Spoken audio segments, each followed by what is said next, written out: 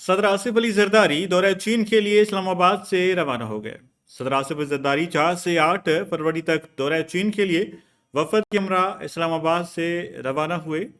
नायब वजीर आजम, वजीर खारजा इसाक डार, वजीर दाखिला मोहसिन नकवी, सेनेटर सलीम मांडवाला और डॉक्टर आसिम हुसैन भी सदर आसिफ अली जरदारी के हमरा थे। सदर आसिफ अली जरदारी बीजिंग में चीन की आला सतह के सियासी क़यादत से मुलाकातें भी करेंगे।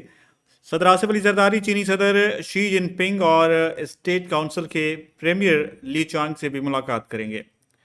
सदर आसिफ अली जरदारी का दौरा चीन दो तरफा ताल्लुकात मज़ीद मजबूत बनाने के लिए नहायत अहमियत का हामिल है। सदर आसिफ अली जरदारी का दौरा चीन दो तरफा इक़्तिसादी व तजारती तावन जो है वो मज़ीद बढ़ाने पर अहम किरदार अदा करेगा।